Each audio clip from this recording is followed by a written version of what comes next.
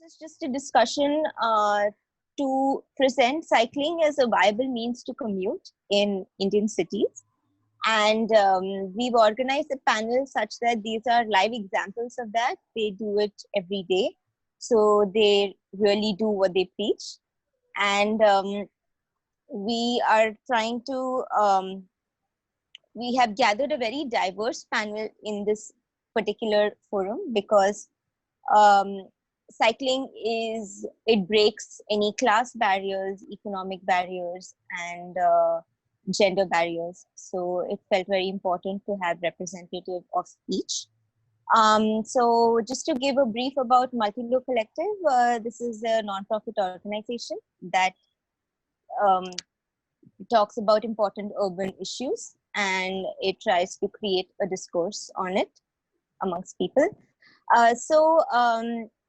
Just to give everybody a heads up, हम इस आज की चर्चा आज थोड़ी सी हिंदी और थोड़ी सी इंग्लिश में करेंगे क्योंकि हमारे काफी स्पीकर्स है क्योंकि जो दोनों में बात करना चाहेंगे. तो अगर किसी को ट्रांसलेशन में प्रॉब्लम हुई तो प्लीज चैट बॉक्स में लिख दीजिए, हम आपके लिए ट्रांसलेट कर लेंगे. थोड़ा सा let's just do a round of introductions of all our panelists and then we could start a discussion. So we have Ashik Jain with us. He is a bicycle mayor of Pimpri Chinchwad, Pune, and he's also a planner by profession. So उन्होंने काफी काम किया हुआ है cycle infrastructure projects में in Pune. We have with us Divya, who is a journalist in Mumbai, and she commutes to work every day on a cycle. So, hi Divya. We have Felix. He is also a bicycle mayor in Chennai, and he has a background in IT and management studies. हमारे साथ आज एक बहुत दो काफी special guest हैं. एक तो राजेंद्र रवि जी हैं, वो डायरेक्टर है institute for democracy and sustainability के, एंड वो काफी सालों से इक्विटेबल साइकिलिंग इंफ्रास्ट्रक्चर के बारे में को एडवोकेट कर रहे हैं एंड काफी सालों से इस काम में इन्वॉल्व हैं. एंड हमारे साथ नन्हू जी है जो कोऑर्डिनेटर है नेशनल साइकिलिस्ट यूनियन के, एंड वो जो हमारी सैकड़ों की संख्या में गरीब हर दिन काम पे जाते हैं, ये उनकी आवाज और रुचि करते हैं और स्ट्रेंथन करते हैं और उनके कॉज के लिए काफी सालों से फाइट कर रहे हैं. So good morning everybody. And हम लोग पहले के 40 मिनट बात करेंगे, क्वेश्चंस पोज करेंगे जो कुछ लोग आपने हमें ऑलरेडी आप हमें ऑलरेडी सेंड कर चुके हो, और लास्ट के 20 मिनट हम क्वेश्चन आंसर्स लेंगे. तो प्लीज आप क्वेश्चंस चैट बॉक्स में डालते रहिए एंड हमारे डिस्कशन के बाद we'll take it up. Is everybody ready here? Yes. Okay. So to start off with the discussion, there are a lot of people, I'm sure, who are wondering what a bicycle mayor is. I also recently didn't know. I knew it only recently. So Felix, could you tell us a bit about what the position of a bicycle mayor is? What does that entail, and what activities or responsibilities do you have under that? Shweta, sorry, I missed your starting. Okay. I'll repeat that. So I just would like, I mean, we're all wondering what a bicycle mayor is and what does he do, and if you could just tell us about something about what kind of activities you've done under that position or responsibility. Okay. My conversation is going to be in English because I lack in the language of Hindi. I can understand a little bit. Okay. But I'll keep continuing with this. So the bicycle mayor This is a honorary position. It's a volunteer position that is given by a social enterprise called BYCS, which is based in Amsterdam. Okay, and they are identifying people who are representing cycling. They are basically identifying a catalyst to promote active cycling in their localities. And this position offers us a global recognition, but it is the individual person who is representing BYCS is the one who is adding value to the local neighborhood, actually.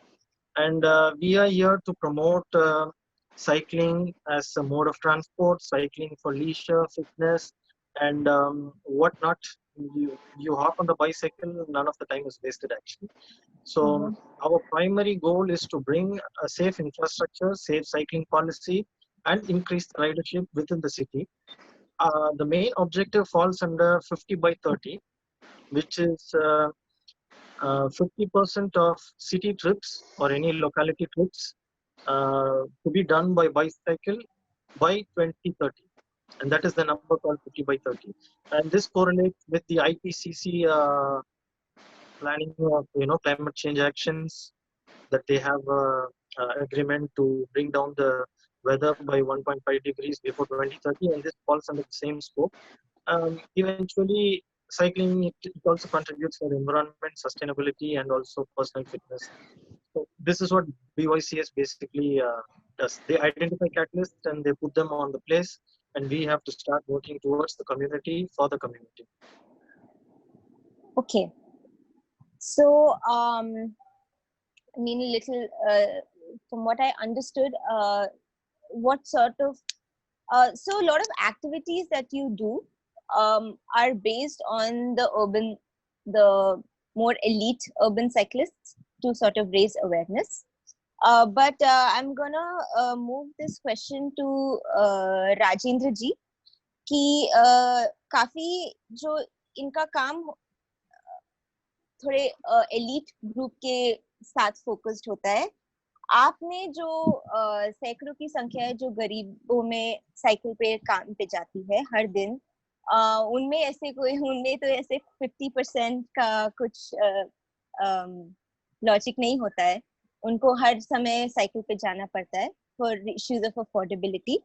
तो क्या आप आपके काम के बारे में कुछ बताना चाहेंगे, एंड व्हाट आपके हिसाब से कुछ ऐसे बेसिक बैरियर्स क्या है जो हमारे सिटीज को साइकिल फ्रेंडली बनने से रोकते हैं? मतलब ये साइकिल जनरेशन से साइकिल करते आ रहे हैं पर अभी भी कोई बदलाव नहीं हुआ, तो आपके ख्याल में ऐसे क्या बैरियर्स हैं?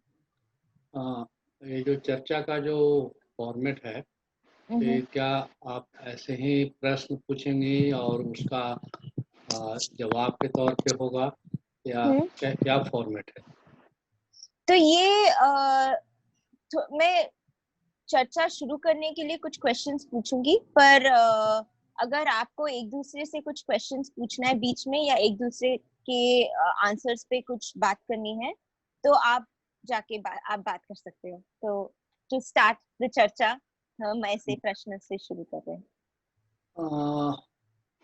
एक तो साइकिल का जो संदर्भ है वो, जैसे आपने टाइटल जो डाला है कि इनविजिबल साइकिलिंग, तो इनविजिबल साइकिल ही सिर्फ नहीं है, इसमें बहुत सारे ऐसे एक्टिविटी समाज की है जिसको कि आइडिया के तौर पे इनविजिबल कर दिया गया है, और जो लोग भी सेंसेबल लोग हैं वह भी उसके बारे में थोड़े कम अवेयर रहते हैं, और शब्दों का जो इस्तेमाल है उसको भी थोड़ा संभल के नहीं करते.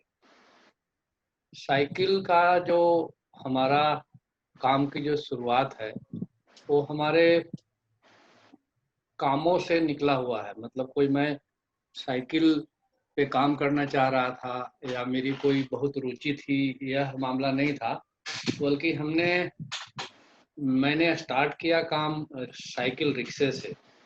जो one of the symbol of backwardness है।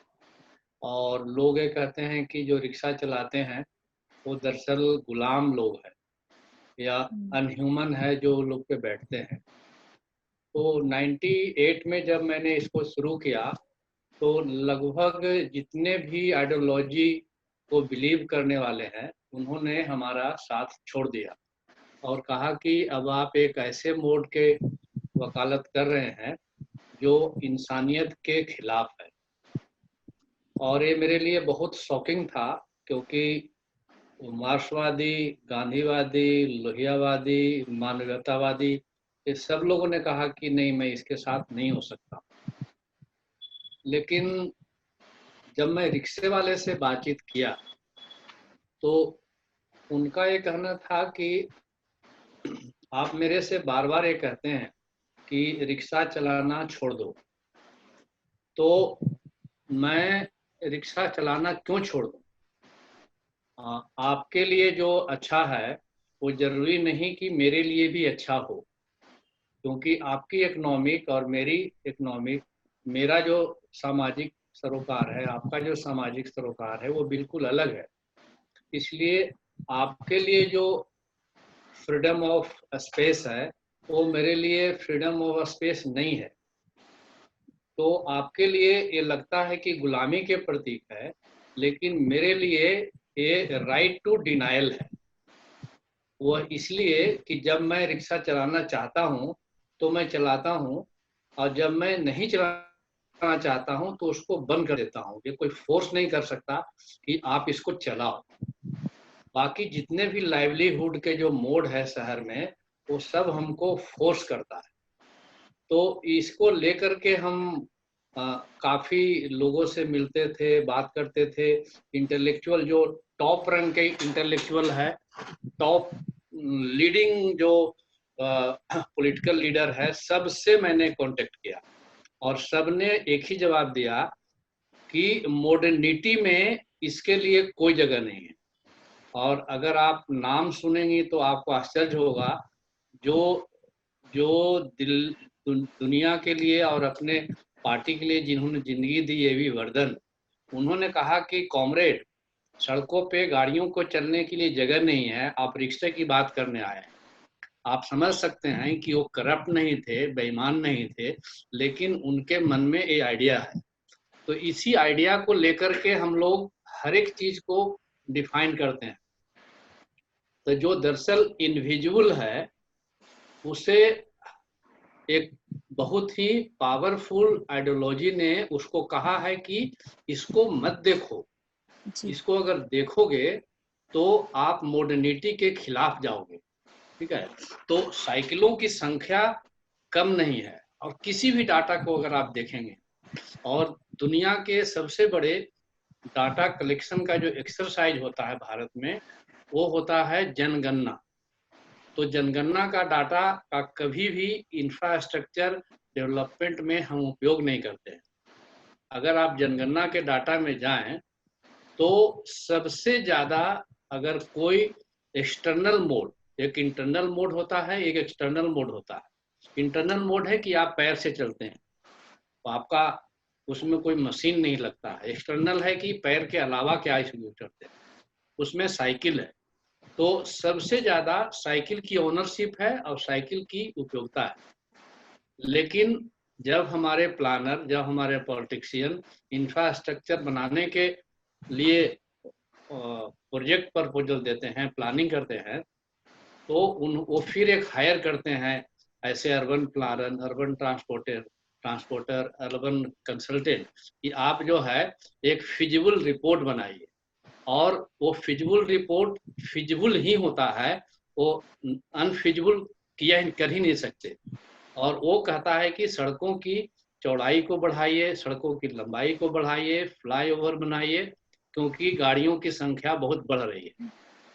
और वह उसको, उसका रेफरेंस पॉइंट वो डाटा नहीं होता है जिसमें साइकिलों की संख्या बहुत ज़्यादा होती है। तो ये हमारा काम का पूरा समझने का तरीका था अभी भी। और दूसरा जो हमारी प्रेरणा का जो स्रोत था वो था कि दिल्ली का एक बहुत ही फेमस इलाका है बसंत कुंज, जहाँ एक एयरपोर्ट से बहुत नज़दीक है और जहाँ देश के तमाम किस्म के एलिट रहते हैं। यानी किस्म का मतलब कि वो प्रोफेशनल भी हो सकते हैं, पॉलिटिशियन भी हो सकते हैं, सब रहते हैं। और उसी इलाके में एक जगह है, उसका नाम है रंगपुरी पहाड़ी। आप हमको रोक दीजिएगा अगर समय ज़्यादा मैं लेना शुरू कर दूं या विषय से मैं भटक रहा हूं, तो हाँ आप जी, मेरे हाँ को जी। जरूर बताइएगा। 2 मिनट आप तो ले सकते हो, फिर हम मूव करेंगे। हाँ, तो वहाँ पे मैं जब घूम रहा था तो मैंने देखा कि बहुत सारी आदिवासी महिलाएं सज धज के साइकिल पे जा रही है। तो हमें बहुत आश्चर्य हुआ कि बसंत कुंज के जैसा इलाका, वहाँ पे आदिवासी महिलाएं अब साइकिल चलाते हुए जा रही है। तो मैंने उनको रोक के पूछा कि आप कहाँ जा रही हो?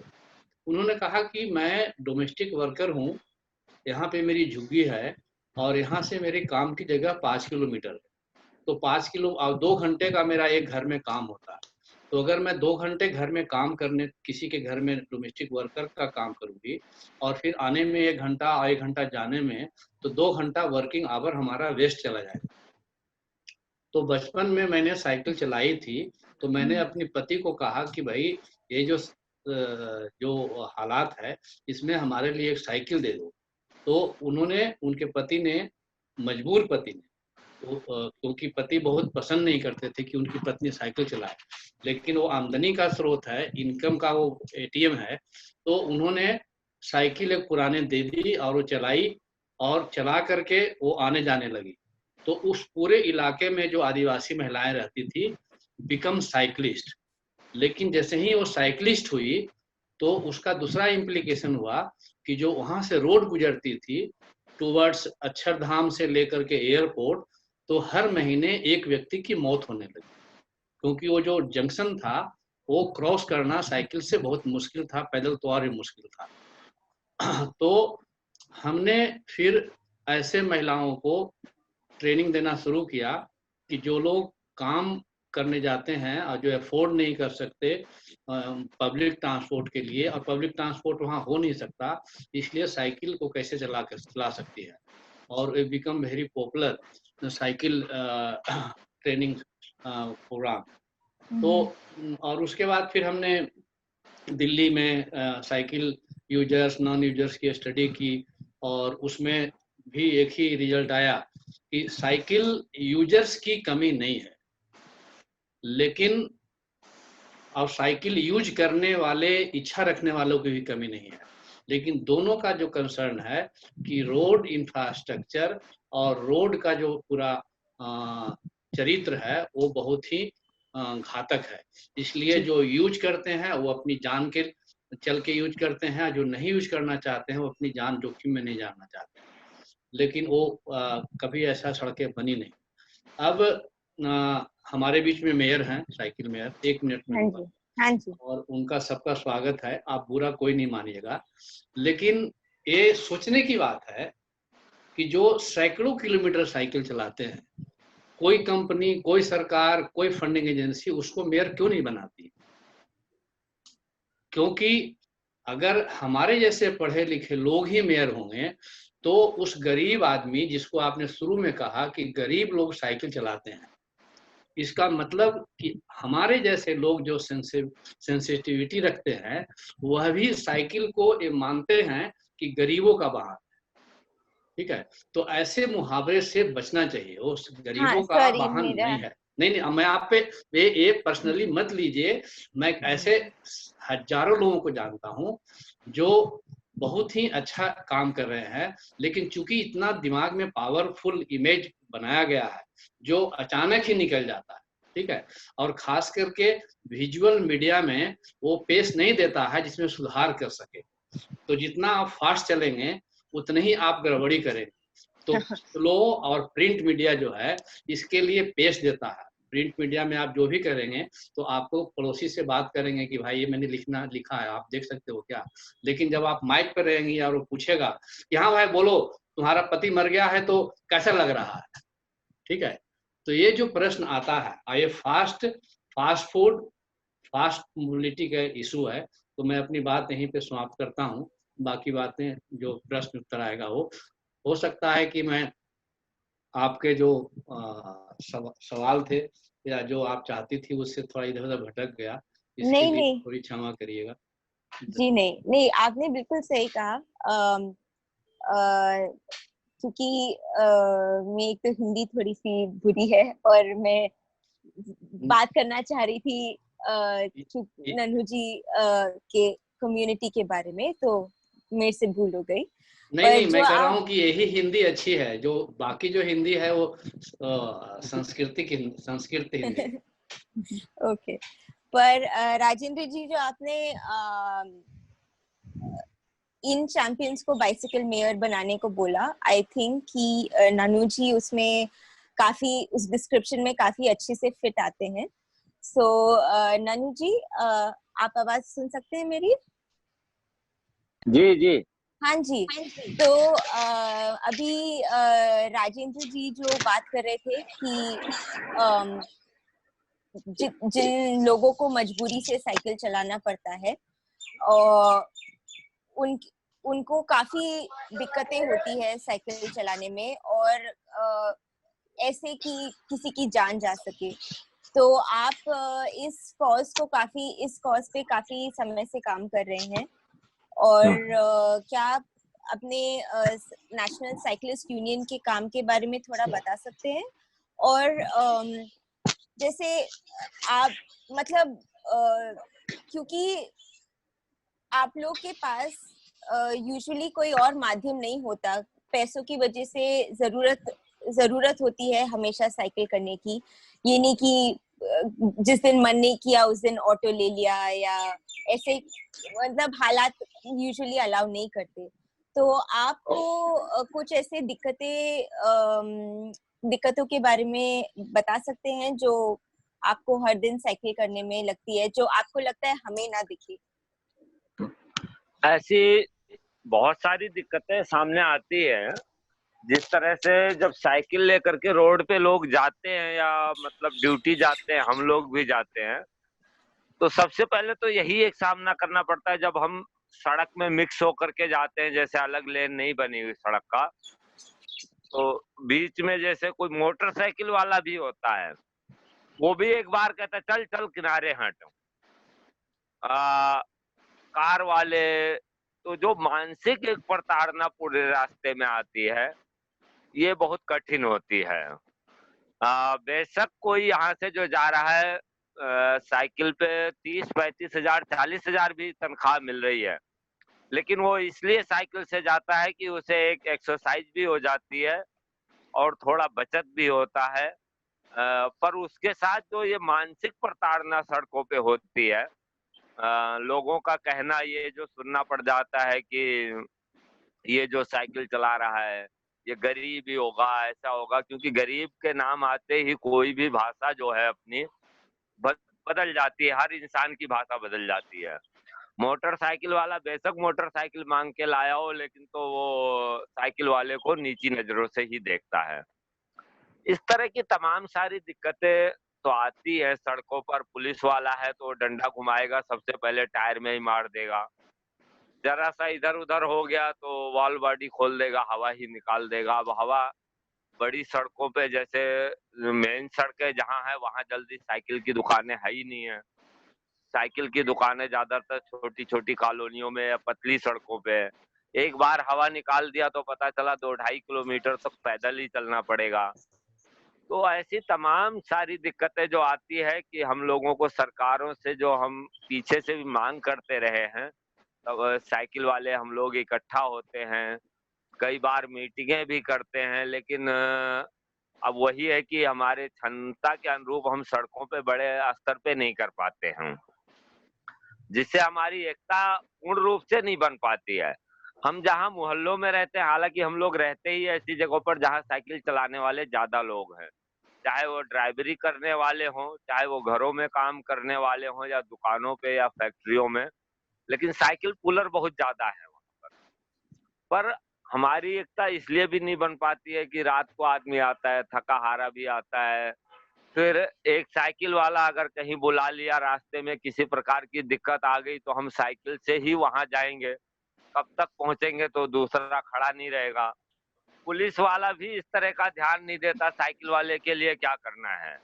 वो भी अगर पहुंचता है तो कार वाला या मोटरसाइकिल वाले को ही कहता है सर सर आप जाइए कोई बात नहीं, वो भी इसी को डांट देता उधर किनारे चला कर।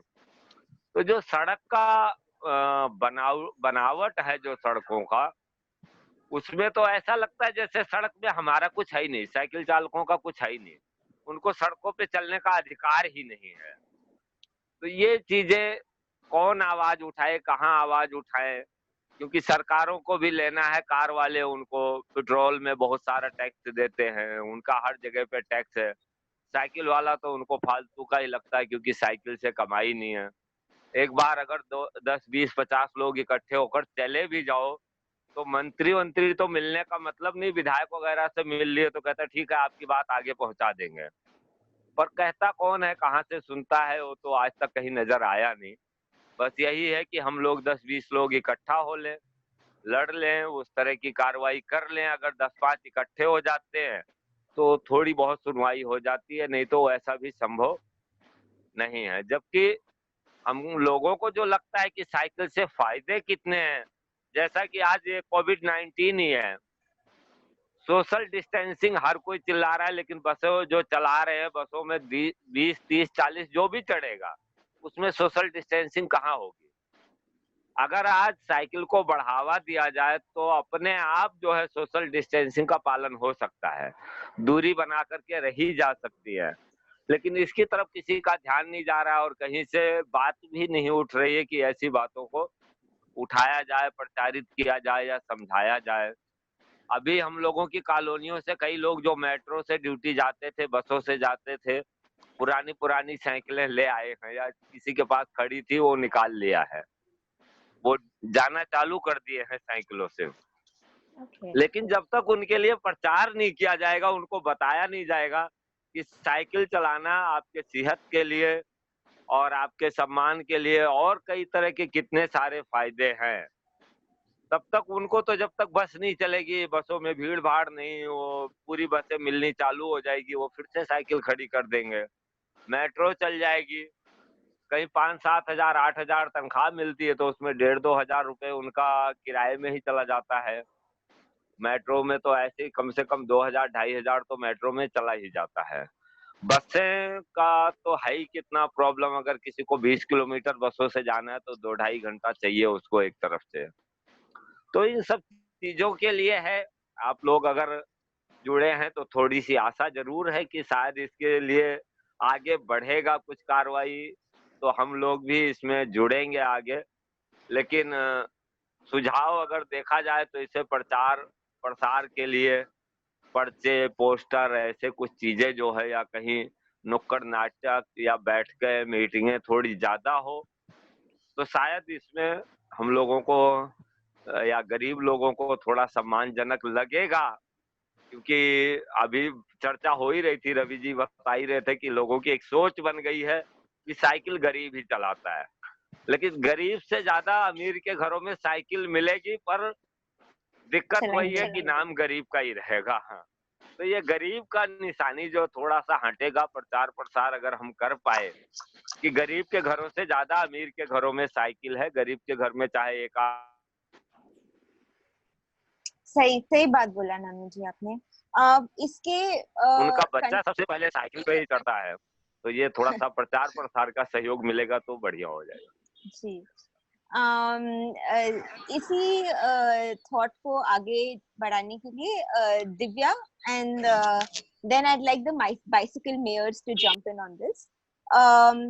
Divya, you coming from a journalism background and you are, though you're not facing this bias against the kind of discriminatory action against the poor, but do you have a gendered perspective to this? And do you think that coming from a journalism background, how do you think that this mindset or behavior barrier can be crossed? And then I'd like the bicycle mayors to jump in on this too, through your advocacy. Sure. So just one small clarification I want to make. I don't cycle to work. I used to cycle to work when my office was like 5 kilometers away. Now it's become 15 kilometers, so I take the train.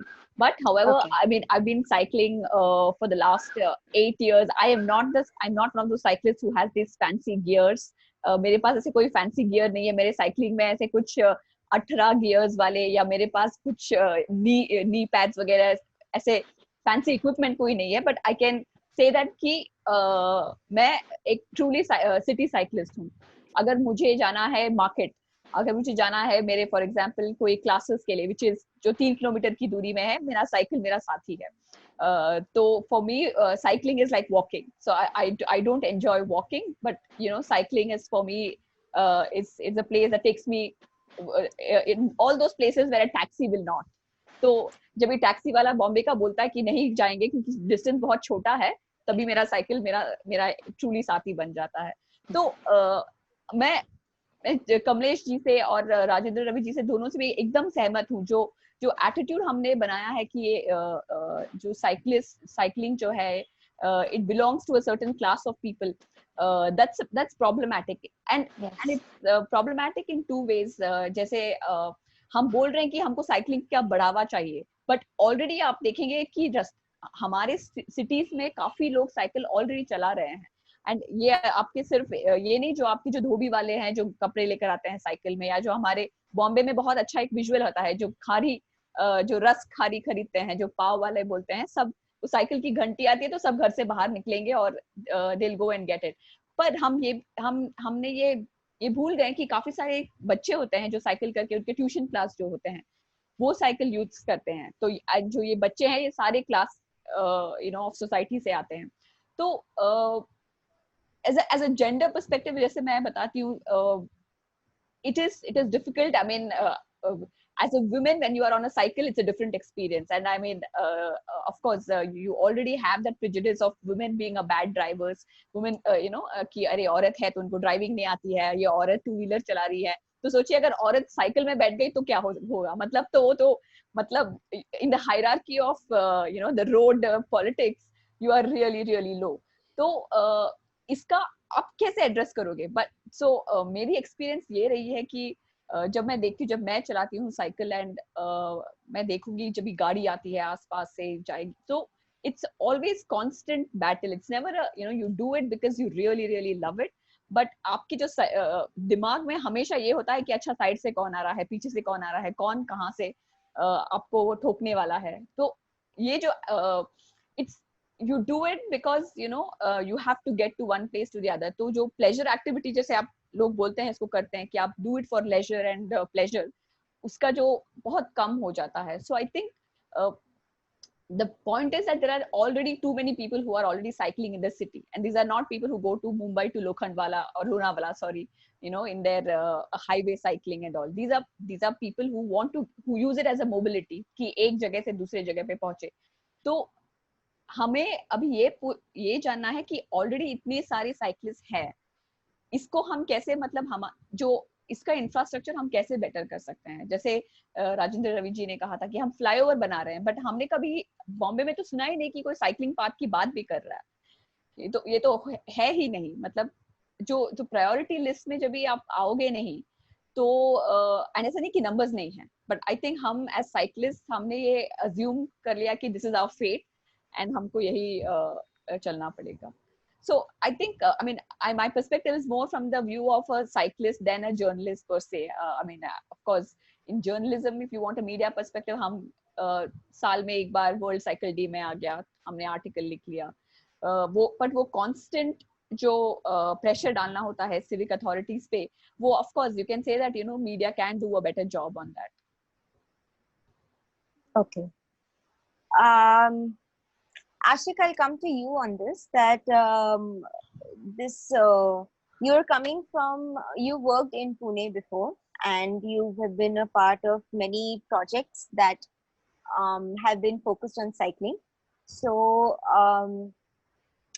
how have you experienced certain certain successes or challenges, and specifically how do you plan other projects incorporating this behavior change aspect of design.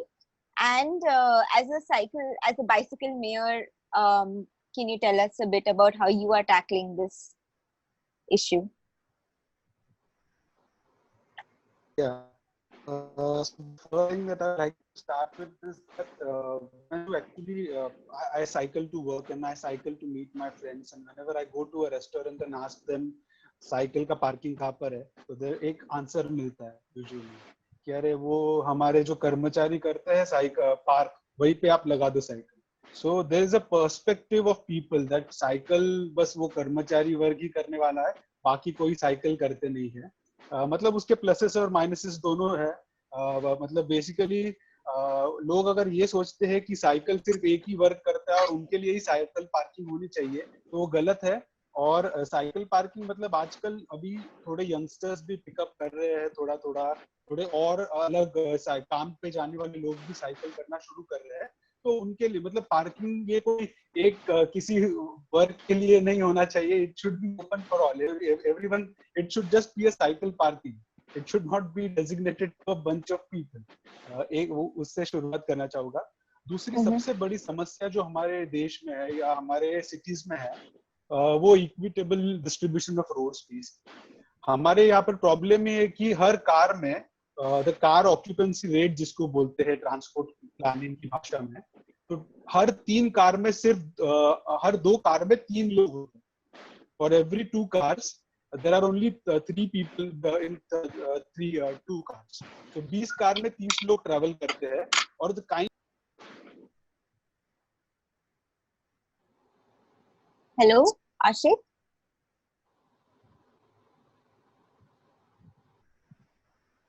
I think we lost Ashik here. Okay. No, he's on, but he's on mute. Yeah, Ashik, can you hear me? Yeah, okay. So I was talking about the road space. The road space in our cities is very limited because our cities have been, they are not planned basically. They have been they growing over a period of time. तो ऐसे cities में सड़कें बहुत narrow होती है और ये हमें समझना चाहिए. और सड़कों को वाइड करना कोई ऑप्शन नहीं है. एक कोट एक्चुअली है जो मैं शेयर करना चाहूंगा. Trying to solve congestion by building more roads is like trying to put out fire using gasoline. आप अगर सड़कों अगर और एक कोट है जो लुइस मम्फर्ड ने कहा है. he says that building more roads is like loosening your belt when you are getting fat. आप मोटे हो रहे हो और आपको मोटा होने एक प्रॉब्लम समस्या को समझ ले अगर हम कि हम मोटापा क्यों हो रहा है, क्योंकि हम जंक फूड खा रहे हैं, हम एक्सरसाइज नहीं कर रहे. तो अगर मेरी वेस्ट साइज 32 से 34 होती है तो मैं 32 की पैंट फेंक देता हूँ और 34 की नई पैंट खरीद लेता हूँ 34 साइज की और वो पहनने लगता हूँ. 34 से जब 36 हो जाए तो 36 वाली पैंट खरीदता हूँ, 34 की फेंक देता हूँ. सिमिलरली हम लोग सड़कों पे भी यही कर रहे हैं. अगर ट्रैफिक बढ़ गया तो बिल्डिंग्स को तोड़कर रास्ता चौड़ा करेंगे. और मतलब इस चौड़ा करने को there is no limitation to that. कितना चौड़ा करेंगे हम. तो इसके लिए मतलब building more roads is like loosening. और हेल्दी फूड सिटी के लिए मतलब जैसे एक शरीर के लिए बॉडी के लिए हेल्दी चीज होती है एक्सरसाइज और अच्छा खाना खाना, अच्छा डाइट करना, वैसे सिटी के लिए healthy food is cycling, public transport and walking. तो अगर हम लोग ये 3 चीजें अगर ले आए सड़कों पे तो ऑटोमेटिकली रोड्स जो है वो फिट रहेंगे. We don't need to, roads मोटे नहीं हो जाएंगे और रोड्स हेल्दी रहेंगे अगर हम लोग ये करते हैं. Ashik, could you tell me about about your projects? Yeah. तो जब पुणे को when you look at Pune, तो the one perspective is that there are less cyclists, but the situation is not so. Pune has around 10% of cyclists, which are way more than the size car users. Pune just has 7% car users as compared to cyclists who are 10%. तो अगर 10% versus और road जब design करते हैं तो the entire road space is given to cars. We want to tar the road from one edge to another. उसमें ये जो साइकिल ट्रैक है, फुटपाथ है, इन सब चीजों को तो हम भूल ही जाते हैं when you design the road. और उसका एक बैकग्राउंड भी है कि जो रोड डिजाइन जो करने वाले लोग हैं और जो डिसीजन टेकर्स है सिटी के, they are sitting at the back seat of a chauffeur driven car. वो गाड़ी के पीछे वाले सीट पे बैठ के उसी पर्सपेक्टिव से चीजों को देख रहे हैं. तो उनको समस्या साइकिल वाले की या पेडेस्ट्रियन की कभी दिखेगी नहीं, उनको सिर्फ रोड में मैं अटक रहा हूँ, ट्रैफिक जाम हो रहा है, यही समस्या दिखेगी, इसलिए प्लानिंग में वो रिफ्लेक्ट होता है। सिमिलरली पुणे में भी ऐसी सिचुएशन थी जहाँ पर मतलब Pune used to be the bicycle capital of Asia in the 70s with more than 30 to 40% cyclists in the 70s, but the number has gone down to 10% now. Or the second problem is that Pune mein the number of motorized vehicles, personal motorized vehicles is equal to the population of city or even more than the population of the city. तो अगर आप देखो कि licence जो गाड़ी चला सकते हैं लाइसेंस वाले लोग, वो ऑलमोस्ट हर 2 लोगों के लिए पास 3 motorised vehicles, her every 2 people have 3 motorized vehicles. So ये situation जब है, I'll just interrupt you. We're little short of time, so I want you to, if you could just focus on the kind of. I was just getting there.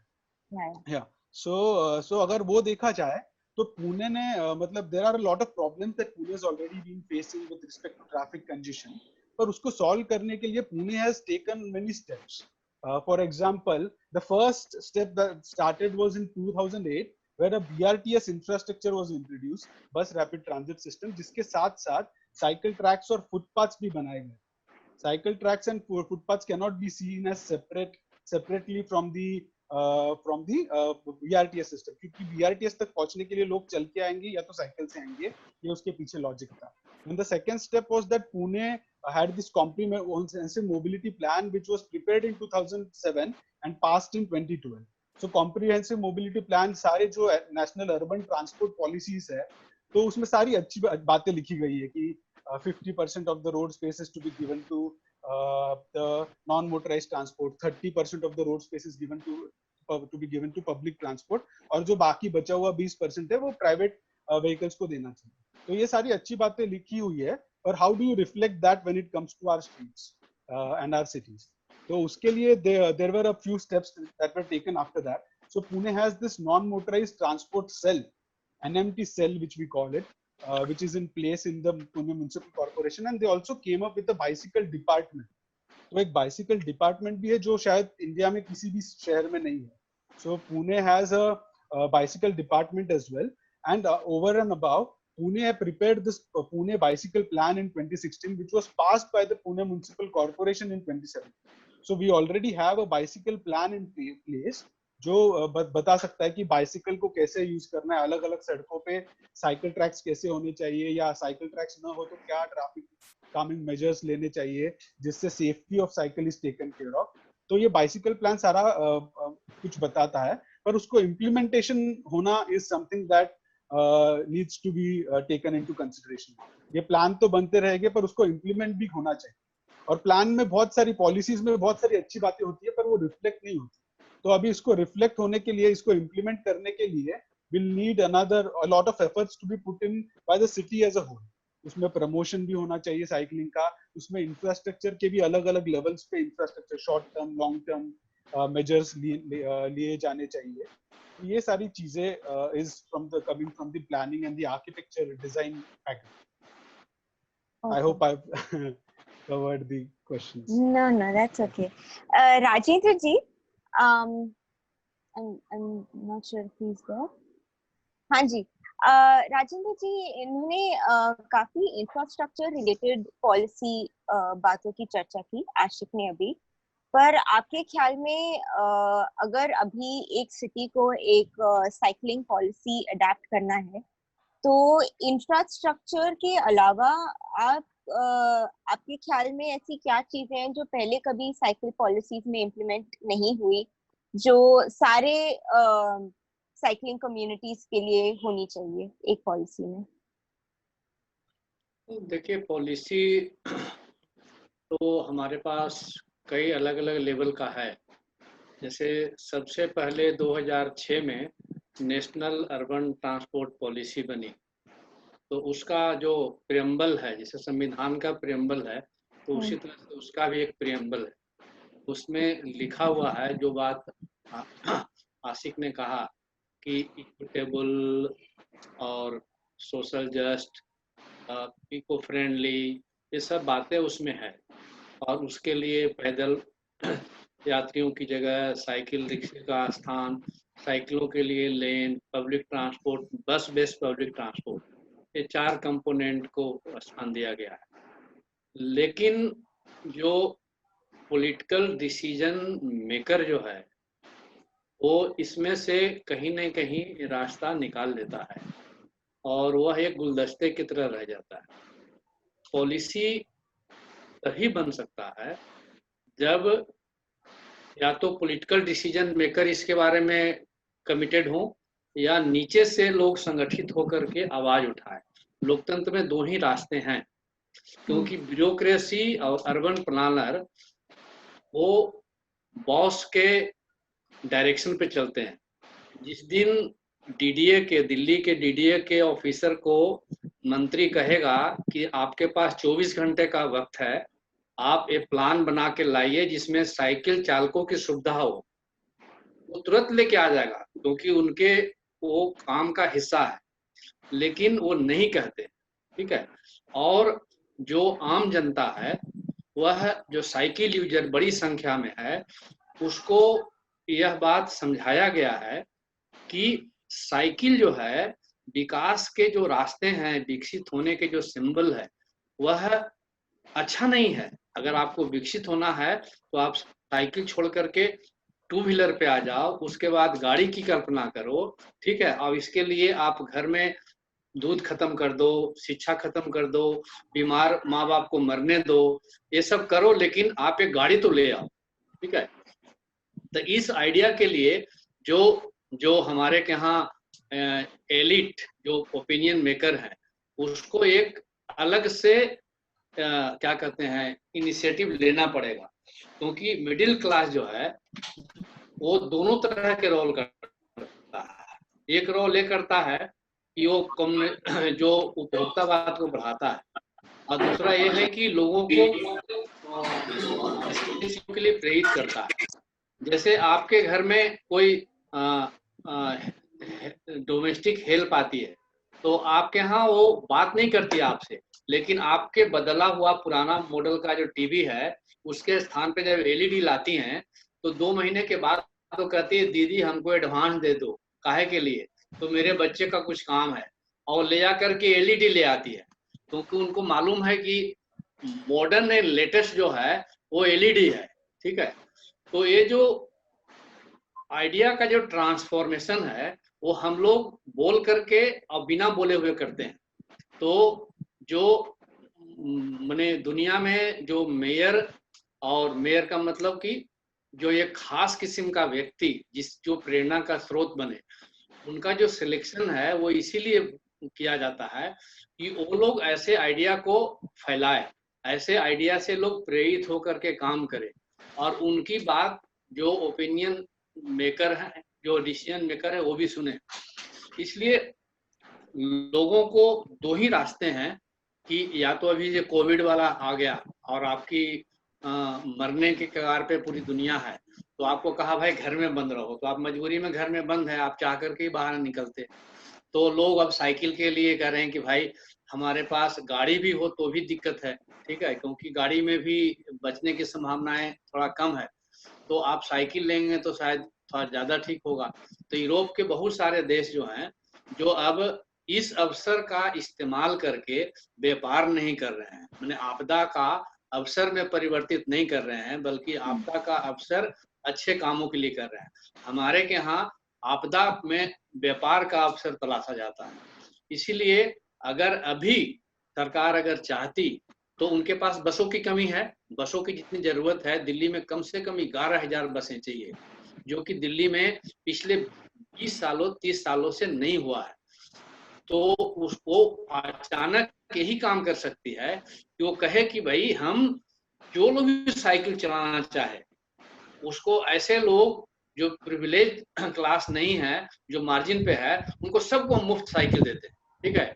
और उसके लिए सड़कों पे हम एक अभी हमारे पास पैसा नहीं है लेन बनाने के लिए, लेकिन हम एक लाइन खींच देते हैं, लेन की जगह लाइन खींच देते हैं।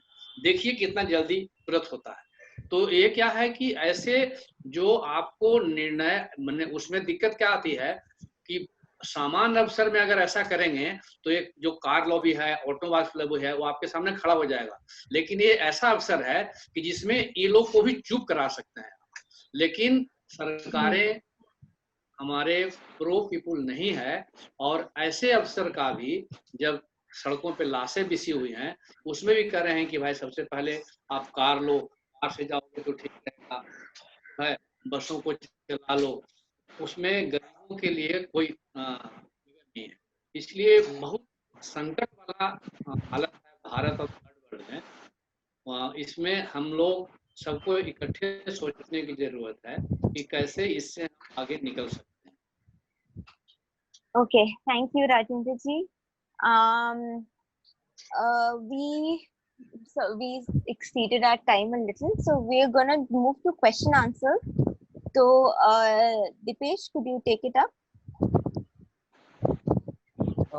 Yeah, sorry, I'll take it up. I had actually posted one of the questions that one of the participants had asked.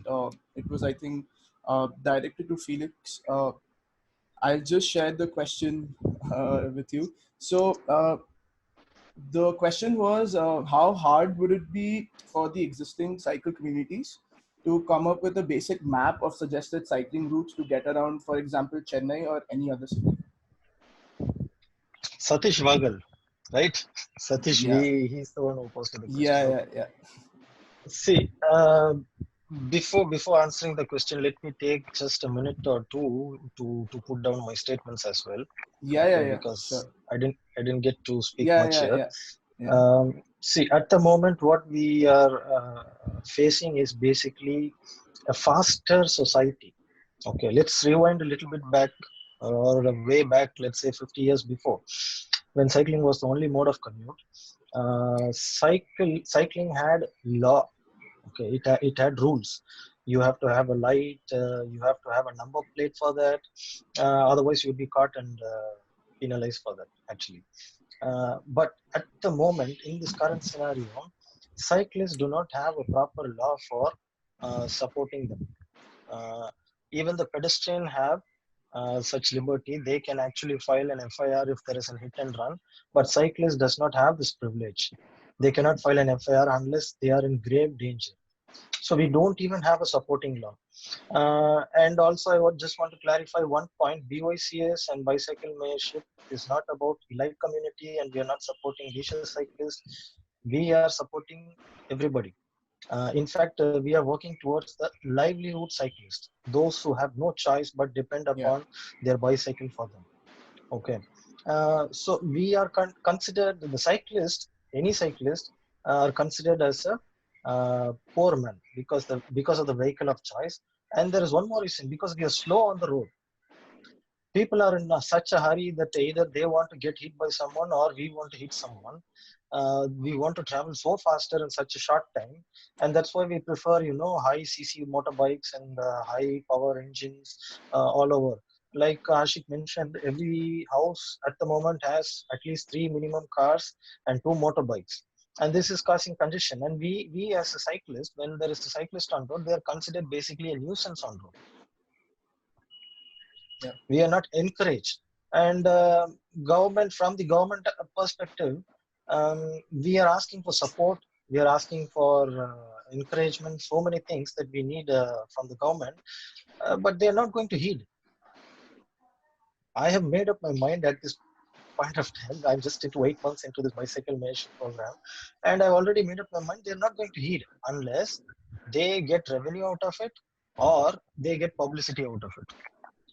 We have to find a way to give either of these. Now, Shweta told me in the beginning that they wanted to put technological questions to me for cycling. Now, I'll say cycling is a very simple mission. It does not need a technology for it. You just need to sit on it, ride it, and experience and have fun. There is no technology. You just have to sit on it. How technology can help here is basically gathering data analysis, farming of like Satish posted in his question, how we can map out scenic routes or useful routes in the city. We are doing it in Chennai actually. We already have been doing this for almost 3-4 years. We have a community called WCCG, we are Chennai Cycling Group, and we have 11 chapters across the city. And each chapter has 5 to 6 organizers who host a ride 6 days a week for neighborhood cycling. Okay, so we choose road, we prepare routes, we have this collective information, but we haven't consolidated. But we can use this data for future purposes. So at the moment, what COVID has done is basically slowing down every individual across India or across the globe. And the problem here is thought process and behavioral change. The entire Western nations, when you watch the news of cycling, the entire Western nations, even though the fatality is very high there, given the conditions, the number of cases increasing are quite high compared to India, they still prefer to prioritize non-motorized transport during the pandemic. UK made an investment of £2 billion over the 5 years and a £250 million in a short-term infrastructure investment. There are some cities which blocked some roads only for walking and cycling purposes, because this gives you social distance. We are talking about social distance. The Indian government is promoting social distance, but where's the space here for social distance? The moment I step out of my house, there is already 4 people. I don't have space for social distance here. And India, before COVID or after COVID, India has become such a country where taking a non-motorized transport is becoming very, very, very dangerous. Before I took up cycling in my city, I was thinking about it for 3 years. So you can imagine. But there are people who have no choice and they totally rely on such transport, and that is how they survive day to day. And they have been doing this for the past 40 years, 50 years, not just traveling for 10 kilometers or so. They have been traveling for almost 30 kilometers every day. One way I'm talking about. One way is 30 kilometers and coming back is another 30, so it's 60 kilometers. So how these people are surviving, that is what I'm trying to investigate. Okay, because I want to bring them, because they are the faces of cycle. I am not the face of cycle. They are the faces of cycling inside a society, how they survive, how they manage, how they govern themselves, what are the benefits they are getting. We have to give them the limelight.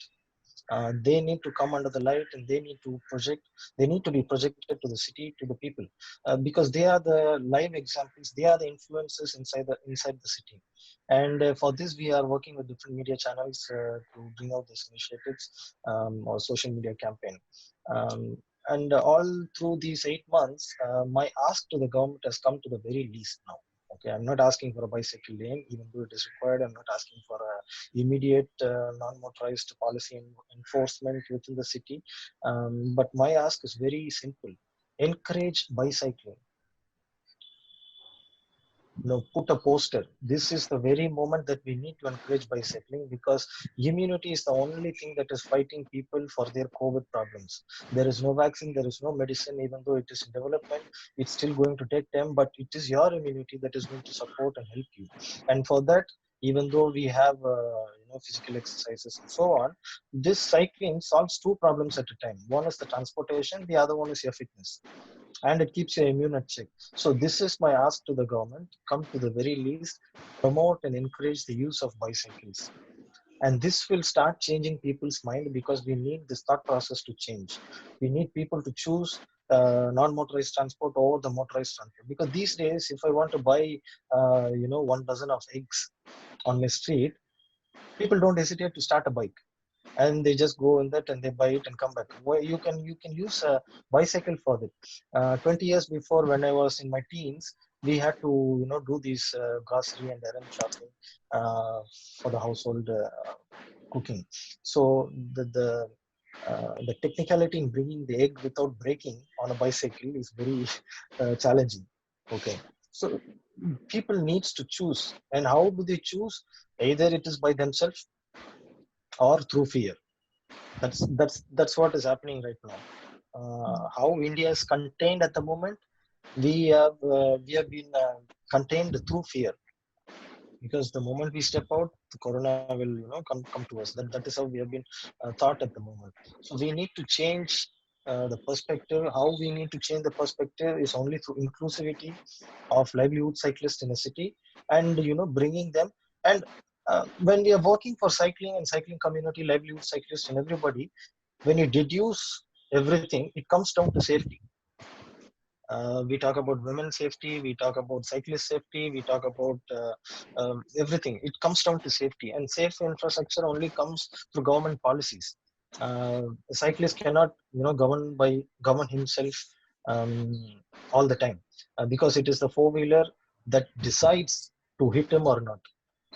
So there needs to be enforcement, there needs to be supportive law, there needs to be supporting infrastructure, and we are slowly working on it. It's going to take a lot of time, but we will reach there.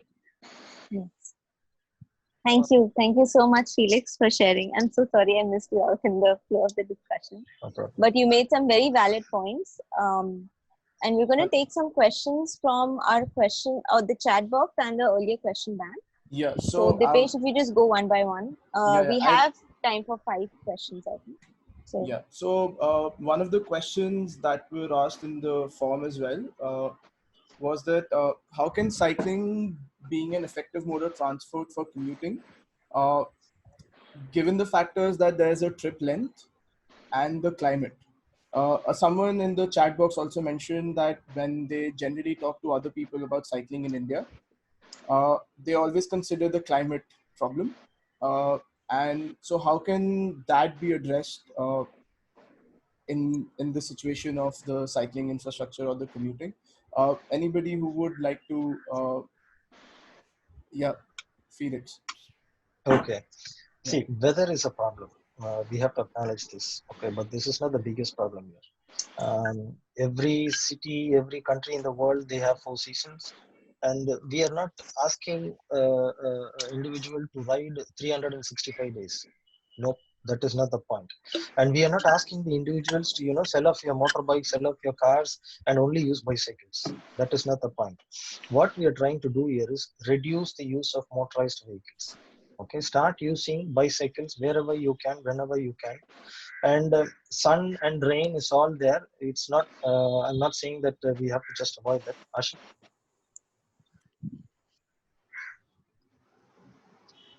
Yep. Okay, so the weather, the weather is going to be there. We have been living with that. So see, now my question to these people: increase in number of cars, deforestation, expansion of roads, and all these things. Are you thinking that the weather is going to get better? No, it's not. It's going to get even worse. That is why we have to change. Change is inevitable. Either you changed for the worse or you change for the better. The one of the solutions that I've seen all through these years, and also interacting with livelihood cyclists in my city, Chennai is a very hot and humid place. If you have known, it's similar to Mumbai. And interacting with them, I understood acclimatization is one of the solution. Okay, choosing the time when you want to ride is also another solution. And then acclimatization, what do I mean? Remember the ages before we have air conditioning? You can easily go, run around, do anything at any point of time. When I was in my teens, I can play under the midday sun. My mom used to shout, but I used to play under the midday sun. Okay, so where did it go? We lost it. These days, kids are not encouraged to also use a bicycle for leisure or fun activities. They are discouraged because of safety reasons. And schools, they have to encourage, but they are the one who's discouraging because they are losing revenue out of the bus model. They need the students to use the bus. So there is a lot of factors affecting cycling in the city. I think Rajendra Ravi ji कुछ बोलना चाहेंगे. And then Divya, she was also to say something. आपने जो किसी ने जो प्रश्न किया था वो ये था कि बारिश और सूरज की जो धूप है इसकी वजह से दिक्कत होती है. हाँ जी, किसी ने पूछा था कि इससे साइकिलिंग पे कैसे असर पड़ेगा या हम इसको कैसे टैकल करेंगे. देखिए, अगर किसी भी देश का अगर इतिहास को आप देखेंगे तो सड़कों पे पहले साइकिलों का ही साम्राज्य था. आपने उसको कार के अनुकूल बनाया और कारें चल सके इसके लिए तमाम जो टैक्स का पैसा है उसको इसमें इन्वेस्ट किया, तो अभी जो भी इन्वेस्टमेंट हो रहा है उससे हीट पैदा हो रहा है। तो अगर आप इन्वेस्टमेंट को दोबारा से दूसरी तरफ से लाएंगे तो साइकिल अगर चलेगी तो आपको सड़कों के किनारे छायेदार वृक्ष लगाने की जरूरत होगी। आपको जो पेवमेंट्स कंक्रीट के बनाते हैं उसकी जगह पेड़ लगाने पड़ेंगे, और उसमें पैसे की कमी नहीं, उसमें कम पैसा लगेगा। और आप अगर इसको आवाहन करेंगे तो लोग अपने घरों के सामने माने प्लान एंड डिजाइन दे देंगे, तो लोग अपने घरों के सामने लगाना शुरू करेंगे, तो इसकी समस्या का समाधान बहुत आसानी से हो सकता है। उसका उदाहरण मैं दूं कि अभी सरकारों ने कोरोना से जो समस्या आई है, इस पे सरकारों ने हाथ तो बांध करके अपने घरों में कैद है, लेकिन समाज बाहर आकर के लोग मदद कर रहे हैं, और समाज की सहयोग की वजह से कम लोग मरे हैं, कम परेशान हो रहे हैं। परेशानी बहुत है, तो इसलिए आप बजट को उलट करके रख सकते हैं। जो ज्यादा तंग इसलिए हो रहे हैं कि अब सड़कों पे चलते हुए सूरज की रोशनी के बजाय जो कार जो बम रूपी जो कार है उसके बीच में आप चलते हैं तो लगता है कि आप जल के मर जाएंगे, क्योंकि हर एक कार जो है वो एसी आता है, नॉन एसी कारें बनना बंद हो गई है। इसलिए जब सड़कों के कारों के आगे पीछे दाएं बाएं जब भी रहेंगे तो सूरज की रोशनी अगर ठीक भी रहे तो आप कार रूपी बम की जो गर्मी है उससे आप मरेंगे, उसका जो प्रदूषण से मरेंगे। इसलिए ये सब तो बहाना है। आप बहुत पैसा खर्च करते हैं, पूरे समाज का पैसा खर्च करते हैं। जो नानू जी ने जो थोड़ा फैक्चुअल, उनको शायद जानकारी नहीं होगी कि टैक्स देते हैं, टैक्स वो नहीं देते। जितनी भी सड़कें, जितना भी इंफ्रास्ट्रक्चर बनता है वो समाज के टैक्स के पैसे से बनता है, और उसको यूज करने वाले बहुत थोड़े से कार यूजर्स हैं। सड़कें जो बनती है वो हमारे आपके जो पैदल चलने वाले लोग हैं, जो मजदूर हैं, उनके पैसे से बनता है। इसीलिए यह कोई समस्या नहीं है, इस समस्या से समाधान पाया जा सकता है। धन्यवाद। So what I want to add one thing is the whole image of cycling on one side, where it's been conceived as a mode of transport of of a certain class of people, and on the other side you have this super aspirational people with like their the long cyclists, the elite cyclists rather, with their fancy equipments. And so it suffers from an image problem also. How can we, I think it's very important that regular people are seen cycling. I mean, if you look at Scandinavia, great example, right? Your college professors are riding into their workplace in cycling. So how do you change that? I think this is something which we have never kind of put a thought about. The first thing when somebody wants to cycle is that how many gears should that be? I mean, or how much what kind of light should I purchase, and so on and so forth. I think it's very important that where we portray cycle as something where, as Felix pointed out, that if you want to buy eggs, if you want to buy milk, if you want to go and meet your friend, you don't take your two-wheelers out, you don't take your car out, you use cycling. I mean, it's very important before you get on to start cycling to your workplaces. And I think our workplaces are still not cycle friendly. I mean, you reach sweaty, there are no shower rooms. I mean, so I think we also need to think about those spots where we say that, okay, we should cycle to work. It's not possible yet. But I think that is the image of cycling as something which all of us here, in this call can just be seen now in a cycle is something very important to convey. And I think that is where perhaps we are stuck in a very smaller interventional side of it. So that's what I just wanted to add. Yeah, I think another question that would be directed to you, Divya, that someone had posted. Then I'll let Ashik also continue for the next question. So this question was posted specifically by one person, that what measures can someone take to increase women's participation in cycling? So like, what message would you like to send out of the participation for women? It was just be seen cycling. I think this is as simple as get onto the cycle and cycle. If you're seeing more people, more women cycling, it sort of, I don't know, inspires, or it sort of takes away the fear, right? It just maybe takes away that initial fear that, okay, you know what somebody is doing, why can't I do it? So I think for women to cycle, there is not much of a difference in what a men would like to cycle. It's just get on and start, just get a helmet if you're scared. So I think that's my advice. Sorry. So my next question would be open for everybody to answer, but it will be directed to Ashik, because a lot of people have been talking about city planning, and I'll just set a small example that we had got from one of the questions. I'll first say in English and then I'll say it in Hindi as well for the others to understand. So they were saying, one of the persons had mentioned that when it's up to 2 kilometers, you can walk or you can ride a cycle. When it is from 2 to 5 kilometers, you can ride a cycle or you can ride a bike. And for 5+5 kilometer distances and all, you can prefer a bike, but you would prefer a bike, but the advantage of a destination for a cyclist or a person on foot will be a little difficult. On this thing, and the current mobility that is going to happen, a lot of people in the chat have been talking about the private cars will be now used because of the social distancing and all the COVID problems. What could be one of the part that can manage even people on foot, on cycle, as a part of the planning process in the future perspective? First of all, sorry, Ashik. Can I just repeat that question in Hindi as well, and then you can take forward, and then I can. Right. Dipesh, keep it short, no? Yeah. I'll keep it short.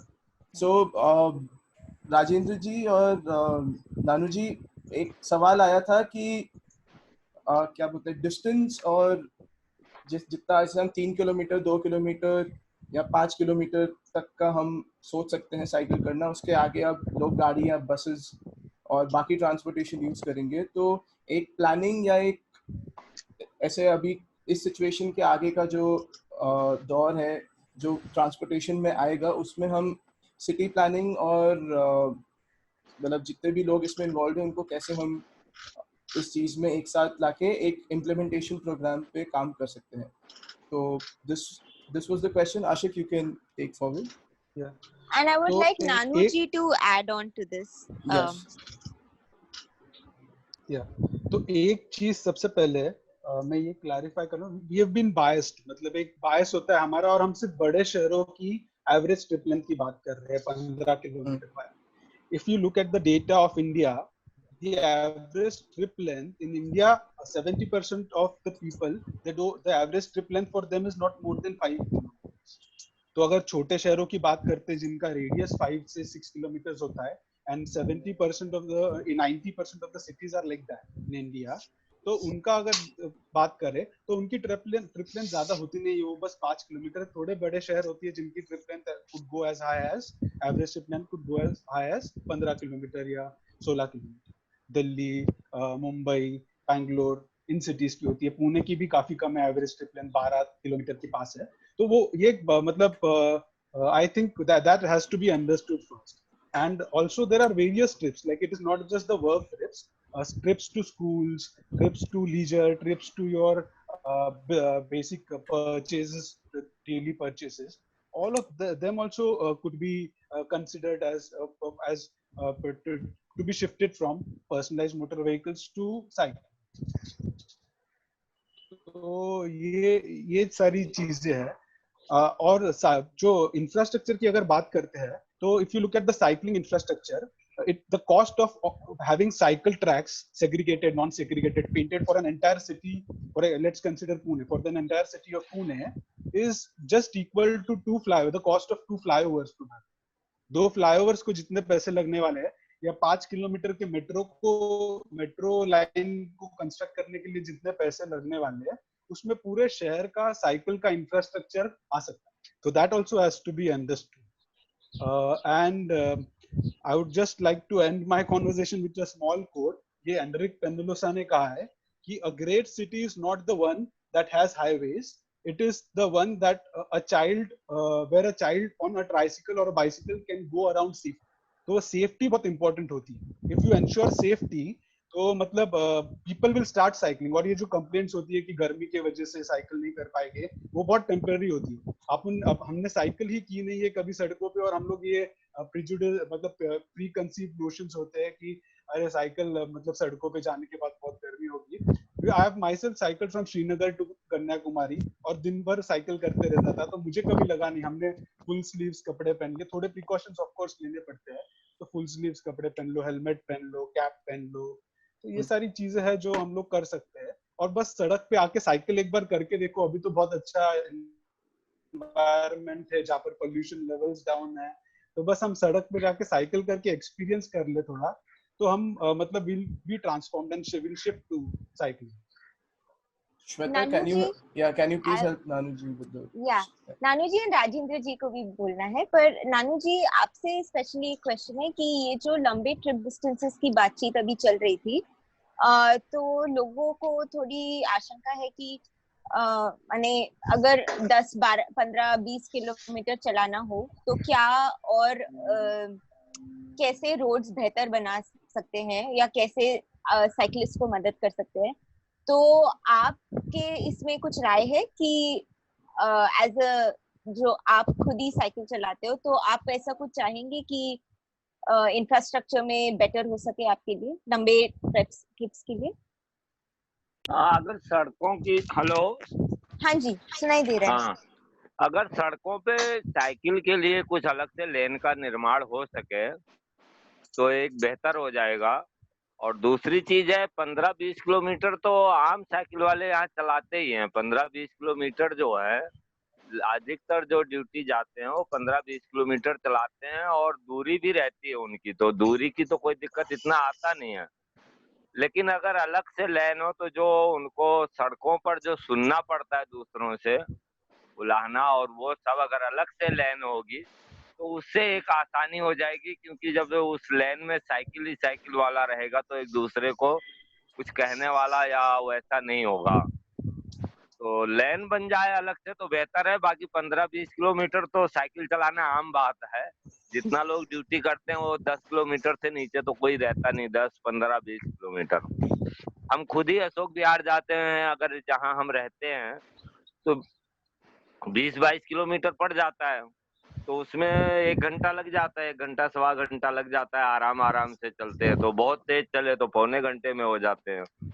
तो ऐसा 15-20 kilometre चलाना बड़ी बात नहीं है। अभी तो आपने देखा ना, साइकिल वाले दिल्ली से बिहार चले गए, बॉम्बे से बिहार चले गए, तो 15-20 किलोमीटर का मायने नहीं है। लेकिन अगर अलग से लेन मिलेगी, सुरक्षा मिले, सुरक्षित मिले, और थोड़ा अपमानित करने वाला व्यक्ति ना मिले बीच में, एक ये हो जाए कि साइकिल चलाने वाला गरीब नहीं है, उसके साथ बर्ताव अच्छे हों, तो अपने आप साइकिल और कोई दिक्कत नहीं आने वाली है वैसे। Thank you.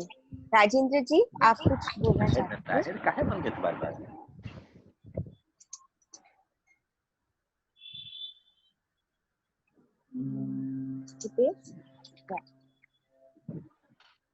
मैं इसमें दो इशू आए हैं जिसको मैं छोटा छोटा जवाब देना चाहूँगा।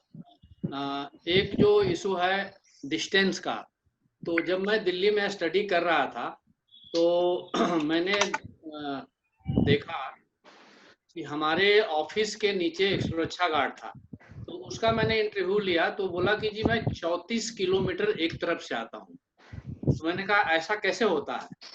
तो बोला कि 2 घंटे लगते हैं, और अगर मैं पब्लिक ट्रांसपोर्ट से आऊं तो 20 रुपया हमको देना पड़ेगा, डेली 40 रुपया लगेगा, और बस में अगर चलूंगा तो 2 घंटे हमको सिर्फ बस का लगेगा, और बस को लेने और वहां से आने जाने में अलग समस्या होगी इंतजार करने का। इसलिए अगर हमारे लिए लेन हो जाए तो ये जो समस्या है उसका समाधान हो सकता है। तो सेपरेट लेन और डिग्निटी, माने सुरक्षा और डिग्निटी, 2 चीजें आ जाए तो फिर ये जो डिस्टेंस वगैरह का जो सवाल है वो खत्म हो सकता है। दूसरा जो जेंडर इशू जो है, अभी भी आप अगर जेंडर इक्विटी की अगर आप बात करती हैं तो करीब 20 साल पहले से 2000 ईस्वी से सरकारों ने तय किया कि शिक्षा में जो गैर बराबरी है, ड्रॉप आउट का जो समस्या है, इसको कम करने के लिए हम साइकिल डिस्ट्रीब्यूशन करेंगे। तो सबसे पहला राज्य बना झारखंड, उन्होंने साइकिल बांटी। तो हमने वहां सर्वे किया है मोबिलिटी से लड़कियों का क्या प्रभाव पड़ा है। उन्होंने कहा कि जी साइकिल के लालच में हमारे परिवारों ने हमको घर से निकलने का मौका दिया। अब साइकिल जब हमारे पास आ गया है तो हम स्कूल में अगर पढ़ाई कमजोर भी हो रही है तो हम ट्यूशन सेंटर में चले जाते हैं और हम ट्यूशन करके अपनी पढ़ाई जारी रखते हैं। दूसरा कि हम अगर आ जाते हैं तो हमारा भाई इसका यूज कर लेता है, हमारे पिताजी यूज कर लेते हैं, हमारी माँ यूज कर लेती है। तो एक साइकिल जो आया वो फैमिली व्हीकल्स बन के रहा। तो ये कभी मैं शेयर करूंगा, मेरे पास उसका रिपोर्ट है। और इसका अगर आप बिहार में इम्पैक्ट देखेंगे तो जितनी लड़कियां बाहर आई है मोबिलिटी को लेकर के, क्योंकि पहले आपके पास बहाना होता था कि दूर है कैसे जाओगी, क्योंकि स्कूल खोलने का जो पैरामीटर है कि कितनी आबादी पे प्राइमरी स्कूल होगा, कितनी आबादी पे मिडिल स्कूल होगा, कितनी आबादी पे हाई स्कूल होगा, तो डिस्टेंस बढ़ता जाता है और उसका सबसे इम्पैक्ट जेंडर पे पड़ता है। और जैसे ही सड़कों पे लड़कियां आती है तो सुरक्षा का एक बहुत बड़ा जो संकट है वो समाधान होने लगता है। महिलाएं रहेगी, वो दिल्ली व बिहार में लड़कियों ने इंटरव्यू में कहा कि बदतमीज लड़के करेंगे, बदतमीजी करते हैं तो हम तो ठोक भी देते हैं। तो इसलिए उसका एक तो इंफ्रास्ट्रक्चर का समाधान है, दूसरा की संख्या का समाधान है। बिल्कुल बिल्कुल राजेंद्र जी। Dipesh, do we have some we can take another question or we can wrap it up? We just take the last question for now. I mean, everybody here somewhere or the other have been talking about a lot of people who have not been cycling or want to go into cycling after this session maybe, and maybe they'll be encouraged enough to encourage other people also to talk about cycling as a medium of transport. So I would like to ask everyone this question. I'll first say it in English and then in Hindi. That is there anything that you would like to suggest to all the participants who can now take this up as an awareness campaign, or like any encouragement that they can take forward with, let's say, the stakeholders or anybody who's been a part of any city here, and anything that you would want to say at the end as a encouraging moment for everybody to be a part of this forum. Also, Shweta, can you please tell that, just say this? I'll say this. तो अभी आखिरी question में हम चाहते हैं कि आप सारे स्पीकर्स एक पॉइंट, क्रिस्प पॉइंट बोले जो आप सोचते हैं कि काफी जो दर्शक है हमारे इस वेबिनार में वो साइकिलिंग करना चाहते हैं अब इस वेबिनार के बाद, या किसी और को उत्साह देना चाहते हैं साइकिलिंग करने को, तो आप एक ऐसा क्या समाधान पेश कर सकते हैं जिससे वो कर सकते हैं? और एक एक करके हर स्पीकर बोले, पर प्लीज कीप इट मतलब to the point please. We could start with Divya and then I'll just say the names. The only thing which I want to say, बस एक ही चीज मैं बोलना चाहूंगी कि जब मैं साइकिल करती हूँ तो एक तरह का जो फ्रीडम महसूस होता है वो मुझे किसी और चीजों पे आप महसूस नहीं कर सकते. तो just to experience that, the feeling of being yourself completely free, उसके लिए आपको साइकिलिंग स्टार्ट करना चाहिए. Okay. Felix? If you have a old cycle, go and just dust it out first of all. And if you're a parent, you borrow your children's bicycle. There is nothing complex there. You just sit and ride. Like Divya said, you experience the freedom on the road, because we have been, locked down in the four walls these days, and we just need this freedom. You just go experience. The weather is good. Choose your time in the early morning or late evening. Use it for just 500 meters shopping. Small things. You just start small. You don't have to, immediately start riding 20 kilometers, 30 kilometers. Just start small. Enjoy it and have fun. Ashik, could you also just, especially the bicycle mayors, if I have to convince people in my society to take up cycling, what are some of the things you'd suggest I do?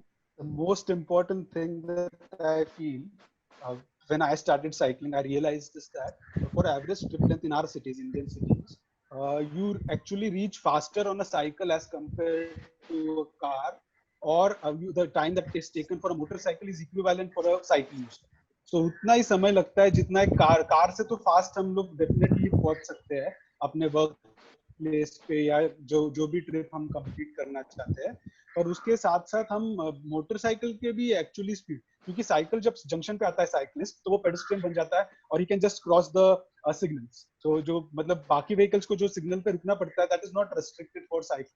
हम लोग अगर थोड़ी safety को ध्यान में रखें तो हम लोग इजीली क्रॉस कर सकते हैं. और साइकिल बहुत फास्ट है, मतलब दी एवरेज स्पीड अगर हम लोग बात करें तो average on an average vehicles cars की स्पीड 12 से 15 किलोमीटर होती है, उतनी साइकिल की भी होती है शहर में.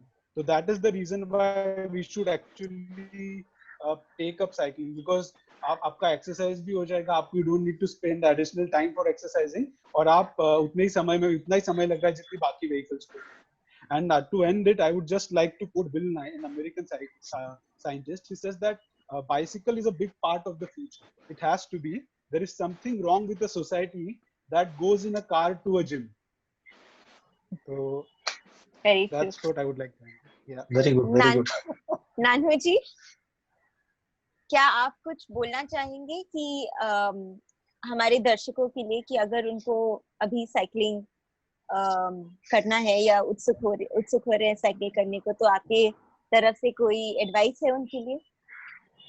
हाँ, एडवाइस नहीं मैडम, बाकी यह है कि अगर सभी लोग मिलकर के चलाएंगे तो कम से कम जो गरीबी का लेवल है साइकिल के ऊपर ये हट जाएगा. अगर ये हट जाएगा तो हो सकता है गरीबों का कुछ भला हो जाएगा.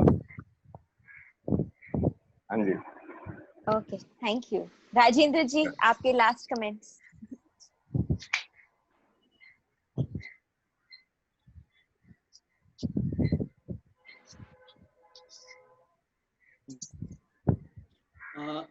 साइकिल जो है वो सिंबल ऑफ फ्रीडम है, स्वतंत्रता की निशानी है.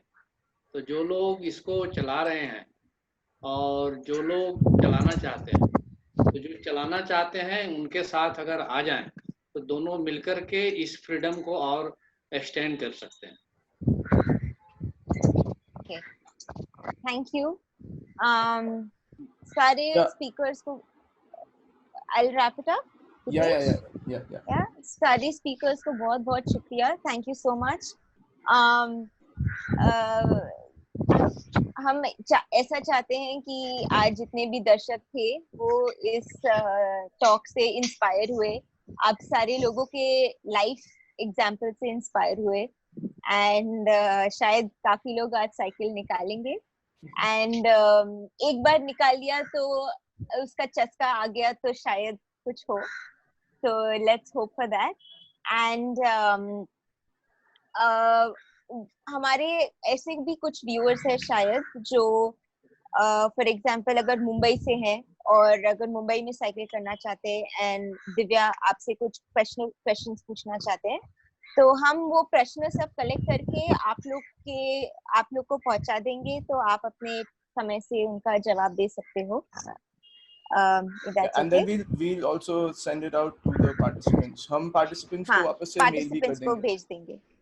And I would like to also ask all the speakers if it's okay to share your email IDs with the participants to get. नानू जी से मैं बात कर लूंगी WhatsApp पे. नानू जी ठीक है कि आपको राजेंद्र जी आपको कोई आपत्ति तो नहीं है कि अगर कोई पार्टिसिपेंट आपको कभी कांटेक्ट करे आपसे और जानकारी लेने के लिए?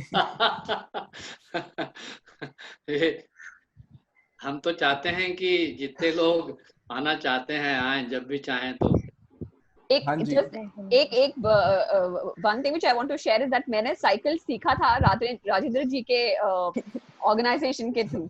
वहां पे वॉलंटियर करने गई थी तो उनकी टीम ने मुझे साइकिल सिखाया था. ये 12 साल पहले की बात है. तो thank you Rajendra ji. Wow, we need more ऐसे और लोग. काफी लोगों की जरूरत है हमें राजेंद्र जी जैसे. Yeah, so, I mean, thank you so much for everyone to be a part of this session, and happy World Bicycle Day to everyone who have been a part of this session and all the participants. We'll update you with all the details. We'll send the video. We've recorded this. We've gone live. We'll share everything on the email. And all the specific questions that were directed, we'll also make a question bank out of it and share it with all the speakers. And once we get the answers from that, we'll share it with the participants. Thank you नानुजी और राजेंद्र जी. हम आपको भी world bicycle day की मुबारक. And हम लोग जितने भी सवाल ले चुके हैं पार्टिसिपेंट से, हम आपको ईमेल पे एक बारी भेज देंगे. तो अगर आपका जवाब आएगा उस पे, तो हम सारे पार्टिसिपेंट्स को भेज देंगे वापस से. And Shweta, you can take forward with Nanuji with all the thing. And thank you, Shweta, for being a really good host and hosting this session for us. This session was in collaboration with Shweta, the Mudlow Collective, and Shweta reached out to us saying that we should do something on June 3rd. And that's how we came up to this idea of having a session which would be centered around more towards the end user's perspective, and most of the parts which talk about city and what all people can contribute towards the cycling. With this, I thank everyone again, and we will now break out this session. So I'll be ending the meeting, but hope to get connected with you again at some point. And happy cycling.